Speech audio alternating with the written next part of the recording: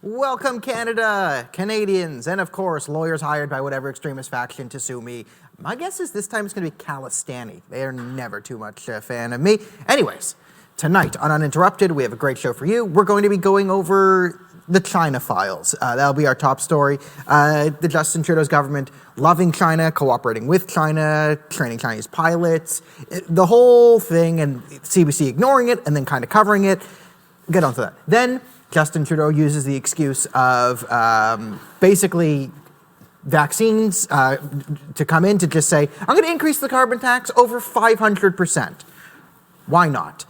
Then we're going to get into Canada just freeing a terrorist because nothing goes bad when you just let terrorists roam the streets. So we're going to go into sort of the freeing of Toronto 18 terrorist mastermind, and we're going to get into some cultural appropriation as Kamala Harris ruins Hanukkah. And if I do not die watching what I'm about to show you, then there will be an episode next week. So thanks so much. Like the video, share the video, blah, blah, blah. Let's go. China. So last Wednesday, the news broke from Rebel Media, or as the CBC will call it, the Globe and Mail. News broke from Rebel Media that the Canadian military had wanted to train the Chinese military in Canada in winter warfare. Now, who would we be training the Chinese to conduct winter warfare against? Would it be countries that have winter? So the only country that I can think of that we are not allied with, that the Chinese might invade, would be Russia. Now, I don't really see why China would be fighting Russia right now. They're both sort of anti-Western allies. So when the Canadian government trained the Chinese military in winter warfare, as Trudeau wanted to do, and Global Affairs admits, who would they be training to fight in winter warfare? Now, they did have a winter warfare exercise last week, sorry, not exercise, but actual winter warfare against India in Kashmir across the LAC, line of actual control. Indian troops are killed. Would more Indian troops have been killed, or would less? I mean, do you think that the Chinese troops in some way benefited from learning from Canadians how to deal with winter conditions to help kill our allies? Interesting thoughts. Okay, so there's that. What other countries have winter? What other countries have winter conditions? America has winter and snowy conditions, and Europe. Those are two major Western allies, or Canadian allies, the European Union and America. Both of them are antagonistic to China. So training the Chinese soldiers in winter combat probably would be used to help kill Canadians, Americans, and Europeans. Good. Okay, so that story broke last week, and it took until Sunday for the CBC to even acknowledge the story. So I'm going to read the story that CBC came up with. This is on December 12th. So the story broke last week on Wednesday, and December 12th is exactly when they decided to cover it. So it's titled, again, so Canada's ties to Chinese military underscored the weird contradictions in its foreign policy. Yes, that's what this is. It's just some weird contradictions in foreign policy, like, hey, we stand for freedom. Also, here's support to a totalitarian authoritarian regime that imprisons millions of Muslims. Well, I mean, I guess we'd always play the Muslim card in the Ugair thing, but like China attacks every religious minority. Like Jews and Christians are also under attack in China. Not to minimize the suffering of Ugair people, but like it's not like China is Islamophobic. No, China will just destroy all religious communities. Religiphobic. So here this article starts out, it's been obvious for some time that there's something weird about the way Canada approaches its relationship to China. Yeah, you think the fact that the Prime Minister, when asked a question about what country he admires, said, I admire China's basic dictatorship because they've been able to turn their economy around on a dime and use that to help push more green energy products. And, okay, I love this. It makes me so mad. Because we got to talk about a lot of green energy today. I'm glad. So the reason why people like Justin Trudeau and other idiot leftists love China is because green is clean and conservatives are mean. That's the ethos of the left-wing environmentalist movement. So whenever we call something green, it must be good for the environment. We must then turn off our brains and accept it. And China knows this. So China leads the world in green technology. So wow, oh my God. Well, praise be China. more Muslims in concentration camps now because it's the most green thing to do. However, the way China's economy really works is theft. China is not very good at innovation, creation, finding new ideas. They are excellent at replication, which means they're very good at taking your ideas, stealing them, and replicating them. So when you come up with a green energy idea and you patent your green energy solar panel or wind thing or whatever to make it more efficient, you patent it. And then the Chinese say, I don't respect international patent law because something, British Empire, Opium War, then they just take your patent, switch one thing around, and now it's theirs. And they start mass producing at a lower quality the green energy product that an American, Canadian, European, Indian, whoever came up with. Now, they have the most green technologies in the world, but in actual fact what they are doing is they are putting out of business the green energy companies that are actually innovating in the West, undercutting them, mass producing their stuff at a lower quality so it's less green, right, less efficient, killing the green energy companies and claiming they're the most green thing in the world. And what do the environmentalists say? Yay, China green, me like. That's literally Justin Trudeau. So that aside, we have a disconnect. A disconnect brought into sharp relief this week. News, the global affairs, and the Department of Defense were not on the same page when it came to the military ties and training involved in People Liberation Army. Let me translate that. The Justin Trudeau government and Canadian military experts were in conflict about cooperating with the Chinese. The military experts said, no, what are you doing? That's the Chinese army. Are you crazy? And Justin Trudeau said, we want to train them to kill our allies. Yay! Okay, so that was the disconnect. Justin Trudeau wanted them to be better at killing our allies and undermining our country, and the Canadian military wanted to protect the Canadian people. Just a little minor disconnect, a disconnect, as you see disconnected, these thoughts. In some respects, the volcanic online eruption followed stories in the Globe and Mail. Again, I love it, how they just can't say rebel media. They just can't say rebel, no, sorry, Ezra Levant broke this story. Now, you might not like Ezra Levant. You might hate Ezra Levant. You might love Ezra Levant. However, if Ezra Levant files a request for information, gets that information, goes through it, and can prove what he's saying, well, then it's true whether you like Ezra Levant or not. So, sorry, CBC, the story was broken by rebel media and Ezra Levant. You might not like them, and Globe and Mail also covered it. Because Globe and Mail, someone at the Globe and Mail said, well, if Ezra Levant can literally prove that the Prime Minister is a borderline traitor, then, well, I guess we have to report it. One story, right? And CBC does one story where they bring someone in. This is so long to opine and go, and Stephen Harper was once pro-China, and this and that. Well, it's all very complicated. No, it's really not.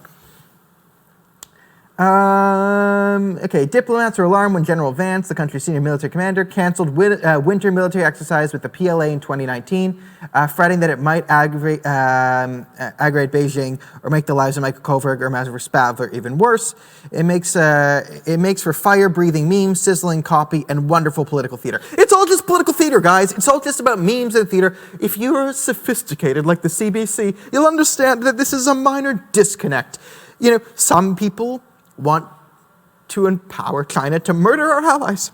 Some people don't. It's very complicated, you rubes. Only us at the CBC could possibly understand this. They then quote the defense minister for Khalistan, Harajit Sajjan, for some reason. Khalistan. That was the Canadian defense minister. Let me just read his statement again. It's Khalistan. Khalistani, Navdeep Bains, Khalistan.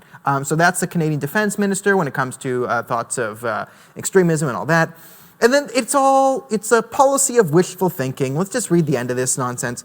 Here's a question no one seemed to ask this week. Why is the military exchange and training program still going on even before the hostage diplomacy was swept up with the two Michaels? No, that's the question everyone's asking. That's literally, that's the most CBC statement I've ever heard. Like, that's the most amazingly self-unaware thing I've ever heard. This is the CBC saying, here's a question no one seemed to have asked. Why was the military exchange and training program still going on even before hostage diplomacy swept up the two Michaels? No, that's all we're asking. Why are you empowering the Chinese when they're so obviously evil? And yes, they kidnapped two Canadians, so that should make it even more obvious, I guess. But no one was like, The only reason why you can't train the Chinese to kill our allies is the two Michaels. Literally no one was like that. This just shows how the CBC has utter contempt for you, and even if, they even talk about all the fiery volcanic memes and outrage about this, and then they're like, why was no one asking the right, idiots. You can hate the CBC, or you can just laugh at it and still hate it. That's why I watch the CBC now. National defense is no stranger to suspicions about China, having spent an enormous amount of time in quietly defending itself from cyber attacks purportedly launched by Beijing groups associated with it. So Canada's currently under attack by the Chinese, and the government knows this, but they're like, we should work with them anyway. Oh, now we get to the real villains of the world. The Trump administration has been tightening the screws on China from a diplomatic, security, and trade perspective. Good for them. There has been considerable growing debate among Western allies, led by the Americans, about the downside of military engagement and cooperation with China, with Five Eyes intelligence partners each exchanging their own warnings. A series of discussions that eventually prompted Canada's current top military commander, General John Vance, to cancel the winter warfare exercises. Yes, of course, because the Five Eyes are intelligence sharing system, right? When we cooperate with our allies to share intelligence to thwart terrorism threats, which we're going to get into how Canada just seemingly doesn't care about terrorists, or just the weirdness of it. If we're compromised by the Chinese, if we let the Chinese in, and then the Chinese can sort of read the intelligence being shared by the UK and the US and Australia and Canada, we become a security risk. And then we're out of these intelligence circles because we're a Chinese asset. And then, of course, there's debate over the telecom giant Huawei and its future in this country. Get it out, get it out, get it out. It sponsors Hockey Night in Canada. Hockey Night in Canada, brought to you by concentration camps for Muslims. The signs are all there, Burton said. No one actually woke up to the problem until covert inspectors were imprisoned. That's kind of true. Not from me, but from the general public. The public has been galvanized yet. It doesn't seem to have penetrated fully on the senior levels of political and economic elite. Thank you for saying that. Burton said that as weird it might sound, with everything else that has happened, he believes that there's some within the Canadian establishment who cling to the notion that the consular cases of Spavor and Kovac are resolved, we can go back to business as usual. So basically, if we get the two Michaels back, then, all's cozy, we can just be friends, super buddies with China. This is the only impediment to working with China there is they just happen to take two of our diplomats because we arrested Meng Wanzhou for Donald Trump. And if we just get over this, we can all go back to business as normal, and we can buy poison from China, and they can not allow us to sell us, they can boycott our canola oil and our livestock and basically launch economic warfare against us and not allow us to trade with them. But we can continue buying stuff from them, business as usual, whoopee, whoopee, whoopee. I admire their basic dictatorship, really.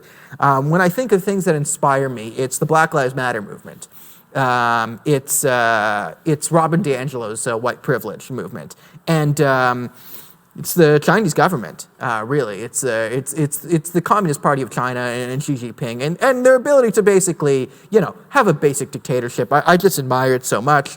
I admire their concentration camps. I admire their people tracking software. I admire their ability to just generally abuse human rights wherever, whenever they are. A real admiring of that dictatorship. So basic, so dictatorial. I admire it, but at least I'm better than Stephen Harper. Now, we also had news coming from Rebel Media that we are training Chinese pilots here. Again, so the real threat here from China is one, infiltration. But I want to calm you down and let you know the worries of China sort of infiltrating Canada, getting Canadian data, and sort of having a stranglehold over Canadians, making it unsafe for us to sort of go internationally to China. You don't need to worry about that as being a byproduct of Trudeau continuing this. You really don't need to worry because that's already happened. Canada's already fully infiltrated from the Chinese, and you're already screwed on that note.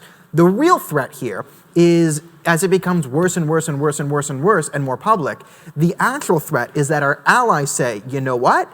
Canada is no longer our ally. It's now an extension of Chinese influence, and therefore we will not cooperate it. So we lose trade partners, we lose intelligence sharing, we lose all this because while we're training Chinese pilots to kill Americans, Americans go, you know what I don't like? Americans being killed. I know, crazy. Donald Trump, so evil. But that's the risk we run here by continuing to be openly pro-China. Listen, we're already compromised as a country, but we do this so publicly, we could lose our allies. And that is the danger point. All right, so everyone knows I love Justin Trudeau. But before we get into the next story, I just want to let you know that we now have sponsorship for Uninterrupted and me. I just want to let you know, quick thing for Battle Rhythm Beard Co. This is a great product. It's Canadian-owned, Canadian-operated. All products are Canadian. You're thinking, wait, a beard company chose your face to represent them? Probably not the smartest move. But they don't just have beard products, and they believe that anyone with a face, this is the place for the human race. Sorry for that. Now, it's a great company. All products are Canadian-owned, Canadian-made. It's run by Canadian veterans. $1 of every product goes to a veterans charity. None of the products are tested on animals. It's like real high-quality products that are actually priced lower than a lot of like fancy brands type stuff. So if you need any Christmas presents, or you know a man with a beard or a man with a face, or even a woman with a face, Battle Rhythm Beard Co., that is the place. So our second story tonight is the increase to the carbon tax, the stupidest tax in the history of the world, or top 3 stupid taxes in the world. We got carbon tax, corporate tax, payroll tax. Now, it will be going up more than 500%, the number that Justin Trudeau promised. And of course, this gets almost no coverage in the media because the journalists are paid by Justin Trudeau to do his bidding. Or maybe they believe with the ideology of the carbon tax. Either way, it is the dumbest tax ever, and it is a way to destroy the economy. I mean, you want to get people screaming about the global 2030 agenda and the UN and globalism, this is the way you do it, because this is a great way of destroying the Canadian food supply. Let me explain the carbon tax to you, okay? The theory behind the carbon tax is we will put a price on pollution, according to the idiots in the Liberal government, and by increasing the price of something, we dissuade people from buying it. This is the theory behind taxes, right? You tax cigarettes to dissuade people from smoking cigarettes. However, you can't tax them 800% because once you put enough taxes on cigarettes, right, people then shift to a black market and will pay no taxes. They'll just buy them on the black market. So this is the balance we have to walk. Now, this is what we're doing for the carbon tax. We're saying we must put a tax on carbon emissions, fossil fuels, because fossil fuels are bad, right? This is what we've been taught in our schools. This is what we teach kids. This is how we indoctrinate the children here. Now, here's actually how the carbon tax works. Energy is a necessity, okay? So you can't dissuade people from using a necessity. It's like if I put an air tax on you. How much tax would you have to pay for me to convince you to stop absorbing oxygen? It's not going to work. People still need it. People still need petroleum products. It's literally in everything. If you have a laptop, the camera this is filmed on, your clothes, probably everything brought to you by energy. And it's not just everything made with energy, it's everything is transported by energy, and all the food is grown with energy. So when you increase the carbon tax, so you're just putting another fuel tax on, what you were saying is, we're going to make fuel so expensive that we're going to dissuade people from using gas, and they'll switch to other alternatives, which is what? Riding your bike to work?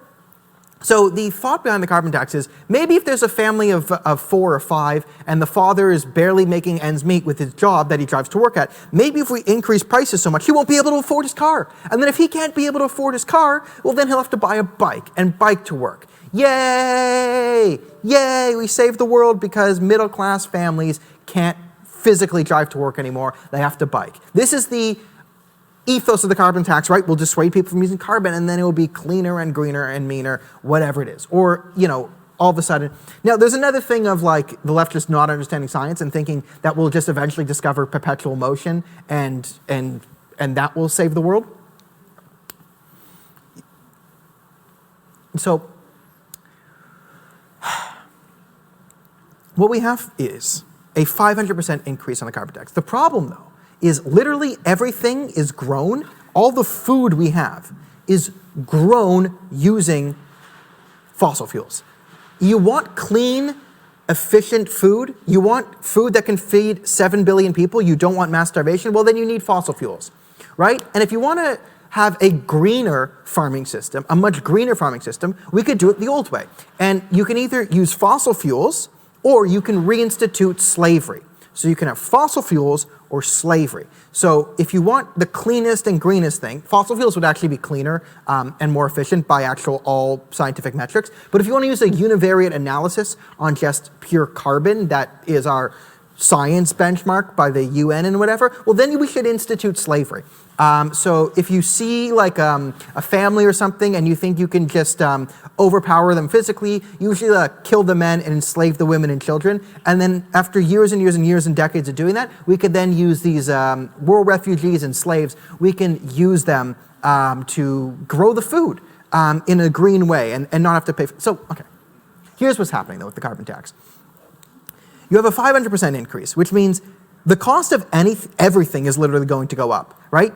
The cost of food, like farmers pay thousands of dollars in carbon taxes now. You increase that by 500%? How many Canadian small farms are going to be able to survive this? None. Okay, so you increase the cost of making food, which means you increase the cost of buying food. Don't worry, we're all going to get rebated on the carbon tax anyway. So we're going to dissuade people, but don't worry, you're not paying the carbon tax, you're getting all the money back. Now the money you're being rebated is just the estimated cost the government is saying it would take for them to, for your gas bill, just your straight gas bill. But it does take into fact that the increase in your food. Now, what else is going to increase? Well, it's also the price of goods that have to be transported from point A to point B, because again, that uses energy. Now that's literally everything. So you're increasing the price and the cost of living by however much to do what? Reduce fossil fuel emissions that we all still need? Like, there's no actual viable alternative right now. So it just doesn't work. But we're allowed to just go down and down and down, because anytime someone on the left says this is green or green energy or environmentalism, we're literally not allowed to question it. And if you do question it, you're anti-scientific, because there's nothing less scientific than asking questions. That's unscientific, people. Asking questions is not science. Science is having a zealotous belief in whatever you're told and never looking into it. That is science. If someone in a suit says something, you must believe them to be absolutely true. And if you do not believe that, you are a bad, immoral person. That is science and definitely not religious zealotry. So that's where we're at with the carbon tax. It's increased over 500%. And I find the most fascinating part about this is the timing. Is Justin Trudeau, as I said a couple months ago when he prorogued Parliament for the WE scandal, he did a calculation and said, will the media ever question anything I say, or will they do my bidding, right? Right now I'm being criticized for the WE scandal. Can I basically make this criticism go completely away? And the way I can do it is just, I can shut down the entire Conservative Party. And I know that the media won't continue the scandal because I pay them $600 million not to. Sorry, $595 million. $600 million would compromise the integrity of the National Post. $595 million, ho-ho, you're just rolling in integrity town right now. Okay, so the fascinating thing is they just knew that Trudeau's going to get a lot of good press coverage with the vaccines coming out. They can just pivot off to COVID. So they can sneak a over 500% increase to the carbon tax by the Canadian people. And he knows that if the media just never cover it, there's a certain segment of the population that will just never hear about it, because I know a bunch of people who are like, it's not actually news until it's on the Globe and Mail and CBC and Toronto Star. Like, if they don't cover it, well, then it must not really be news. And this is the stuff driving people crazy. And Justin Trudeau knows that there's people out there who believe the elitist QAnon, and CBC, CNN is just QAnon for the elites, right? And he knows that he has his own, you know, soy boy QAnon following, whatever you want to call it. And he knows he can just do whatever he wants. And if he needs a favor, and if he ever has to get bad coverage, bad press coverage, it lasts just one day. It's just one day. So you can survive one day of bad press coverage, because that's all you're going to get. It's really fascinating. So you have a carbon tax increase 500%. It's not going to deter anyone from using energy, because you guys are still going to buy things and eat food, right? Literally all the things you need and all the food you eat will be inflated by the carbon tax, right? Things will go up massively. We won't talk about it. We'll only pretend that the carbon tax affects literally the price at the gas. Literally, it's only at the Shell and Esso station is where the carbon tax happens. Nowhere else, and you'll get refunded. Don't worry, you're not going to be paying the carbon tax. No one's paying the carbon tax, but don't worry, it's going to save the planet. I love this. Yeah. So this is basically a wealth transfer program from lower class. Because of the rebate system, it will be it's basically a wealth transfer of rural Canadians to upper middle class urban Canadians. That's probably who will benefit most of the carbon tax. So it's basically a rural to urban wealth transfer. Going to be super popular, guys. Soup's pop. Soup's popular. Okay. Our next story. Terrorism. I think it's bad, but some in Canada might disagree. Let's, there's a story in Canada where the Toronto 18 bomber, so an Al-Qaeda affiliated group, it's called the Toronto 18, there's 18 Al-Qaeda affiliates, radical Islamists. They wanted to commit a series of terrorist attacks, truck bombs, hit the CN Tower, Bay Market, stock market, execute the Prime Minister on TV. They wanted to do that, sentenced to life in prison, and in his second parole hearing, he was set free. So I'm just going to read this article from Stuart Bell. Key member of the terrorist group that plotted the truck bombing in downtown Toronto in 2006 was granted day parole on Tuesday, even though Corrections Office opposes release as premature. Parole Board of Canada approved Sharif Abdullahim's plan to move to Montreal halfway house, but said he must stay away from Toronto and cannot have any leadership position in any religious groups. Abdullahim is serving a life sentence for terrorism. At a hearing in Quebec, a parole officer said that the Correctional Service Canada did not believe he was ready for day parole. So let's just get this straight. Correctional Service Canada said he was not ready to be day paroled. The halfway house in Montreal that he's going to go to did not want him there. But the people in Canada said, you know what? Let's just let him free. Just let him free. What's the worst that can happen, right? Abdullahim is serving a life sentence for terrorism. Halfway house Abdullahim intended to live also withdrew support from him last week, saying his needs are too high to manage, the parole officer heard. But Abdullahim said he was no longer a threat. Oh, he says he's no longer a threat, guys. I do believe I'm fully rehabilitated, from the former software developer said. If you release me, you'll not be sorry. Like, fascinating. This guy was a software developer. He wasn't some poor, homeless Muslim guy who was just always picked on. Oh no, woe is he. How could have Canada been so mean to him? No, he was well-to-do in Canadian society. He just was an extremist. What type? Radical Islamist terrorist. He was just a radical Islamist terrorist. And again, I love these things because we never ask radical Islamic terrorists who are about to be de-radicalized or have been de-radicalized, what is your view on radical Islamic terrorism now? Do you see the element your religion played in this earlier? And how do you mitigate against that? I'm not saying you can't be Muslim anymore, but if you're a radical Muslim terrorist and you're going to murder Canadians for Allah, and you believe it is my divine calling as a Muslim to rape, murder, and pillage the world, but I'm rehabilitated now. I would like to ask you, okay, what do you see the role of Islam as now? I just want to know. But of course, we can never know that. So he can't be released. Once released, Abdullahim will only be allowed a single cell phone and cannot associate with anyone involved in radicalized activity and must follow a de-radicalized treatment plan. I love this. I read the article just so we could get to that point. De-radicalization treatment plan.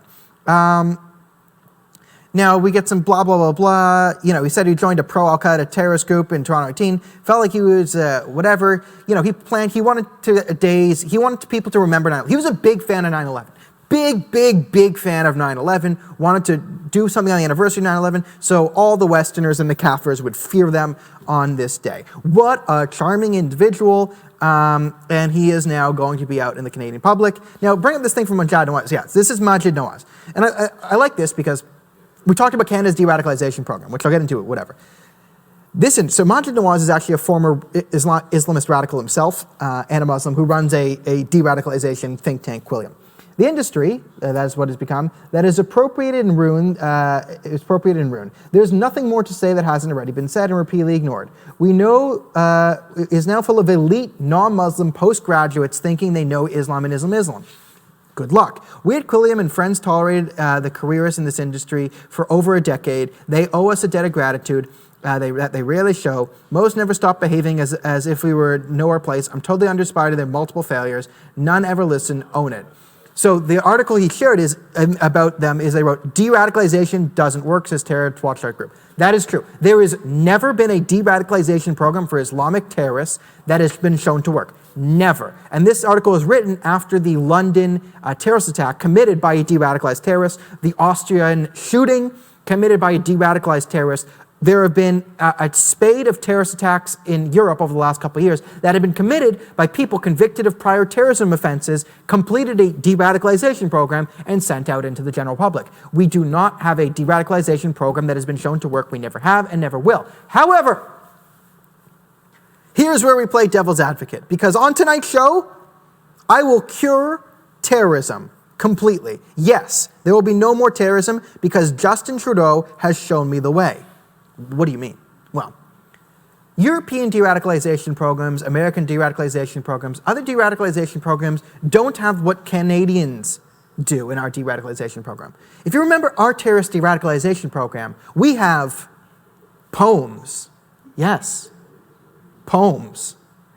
In Canada, we have academics study the theory of poems, and academics write poems, and these poems will de-radicalize ISIS members, allegedly. Now, I think there's only one flaw, I only see one flaw in the Canadian government's plan to de-radicalize people. Only one.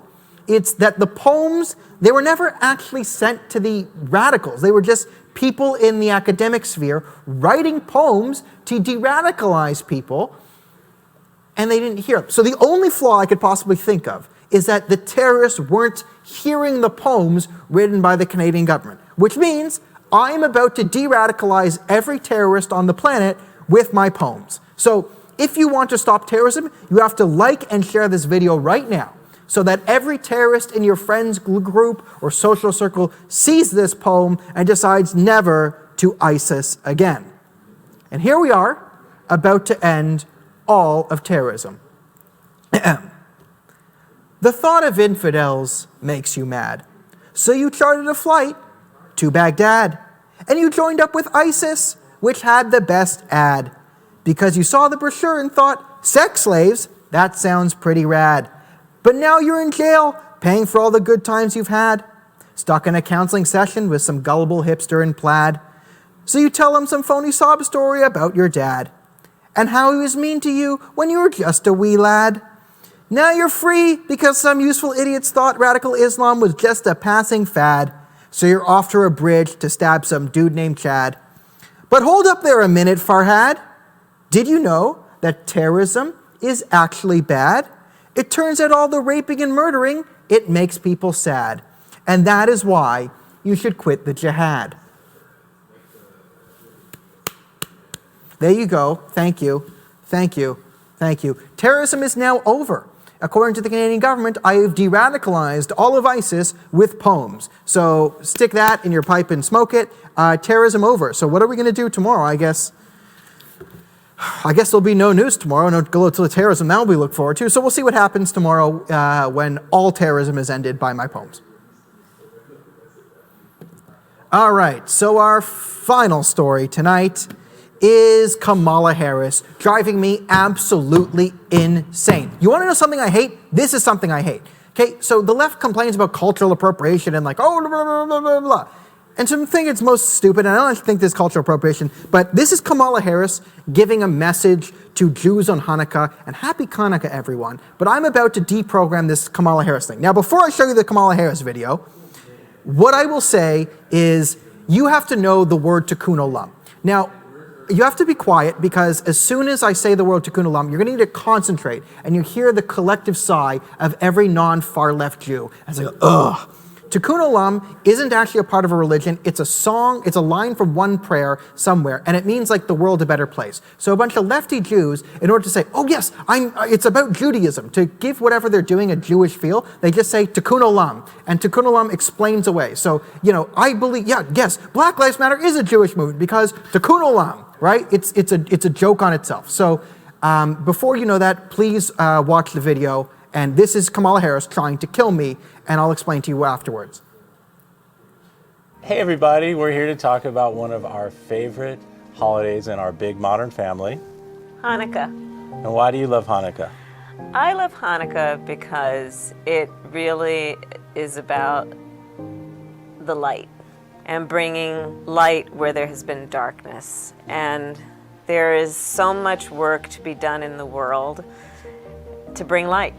And it is a celebration of always tikkun olam, which is about fighting for justice and fighting for the dignity of all people. And it's about rededication. And it's about joy. And it's about joy. And it's about spreading joy around the world and sharing it with your family and your friends and your neighbors and your community. That's important right now. So that's what we are doing, is to wish everyone a happy Hanukkah. And to your family from ours, we wish you all the best. Should we light the candle? Yeah, let's do it. Okay. Okay.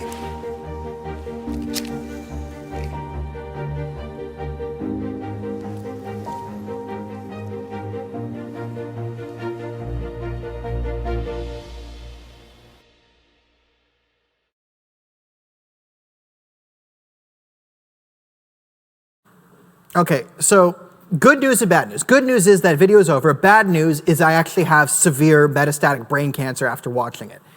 And let me explain to you. Okay, this is why I hate people like Kamala Harris and the Democratic Party. They'll scream about cultural appropriation and misusing people's cultures, but in the second they'll just use Judaism for whatever political purposes. Hanukkah, what's Hanukkah about, Kamala? Hanukkah is about lights, because there's a menorah next to me and there's candles. I guess because we make lights, it's about lights. And it's about tikkun olam, right? And a second she said tikkun olam, I got brain cancer. But Hanukkah is not about lights. It is not a festival of lights.